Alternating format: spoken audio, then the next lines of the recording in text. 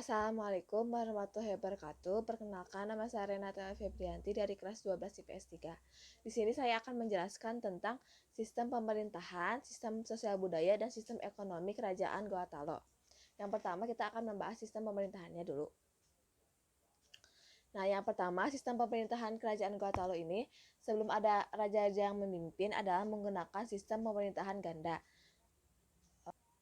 Hal tersebut dikarenakan asal-usul kerajaan Gorontalo yang dulunya dua kerajaan yang berbeda, keduanya melebur menjadi satu karena memiliki rasa senasib sepenanggungan. Namun, perdamaian dan penggabungan dua kerajaan ini tidaklah mudah. Peperangan terus dilakukan antara dua kerajaan sehingga salah satu yang harus mengalami kekalahan. Kerajaan Talo harus bergabung dengan kerajaan Goa sehingga mempengaruhi sistem pemerintahan di Gorontalo. Nama setelah kedua kerajaan tersebut melebur menjadi satu. Sistem pemerintahan ganda yang dimaksud dalam kerajaan Makassar atau Gorontalo ini adalah dengan mengangkat raja berasal dari kerajaan Goa dan perdana menterinya berasal dari kerajaan Talo. Cukup adil ya, jadi gak seperti nasib kerajaan jajahan yang tidak dianggap hidup. Sistem pemerintahan berbasis Islam pun juga kemudian menghiasi masa perjalanan kerajaan Gorontalo, di mana sistem kerajaan disesuaikan dengan syariat Islam. Hal ini sangat didukung dengan kekhusyuannya rakyat Goa dan Talo dan dalam memeluk ke agama Islam. Yang kedua, kita akan membahas sistem ekonomi kerajaan Gorontalo. Sebagai kerajaan yang berjaya di perdagangan maritim, mata pencaharian rakyat Gorontalo adalah sebagai pedagang. Mereka sangat sukses karena pelabuhan dagang di kawasan Makassar sangatlah ramai.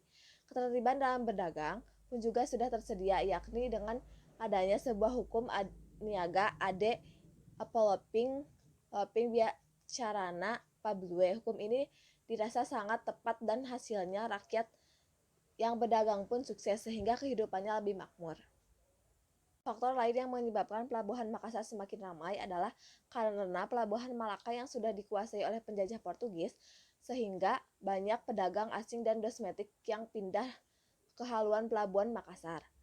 Nah, kehidupan ekonomi kerajaan Gorontalo ini juga didominasi oleh petani, di mana letak kerajaan Goa yang sangat subur karena dekat dengan laut sebagai sumber irigasi utama, sedangkan untuk jalur perdagangan memang berasal dari letak Talo yang sangat dekat dengan pesisir. Nah, yang ketiga kita akan membahas tentang sistem sosial budaya kerajaan Gorontalo. Sebagai negara maritim, sebagian besar masyarakat Makassar yaitu nelayan dan pedagang. Mereka giat berusaha untuk meningkatkan taraf kehidupannya. Bahkan tak jarang dari mereka yang merantau untuk menambah kemakmuran kehidupannya.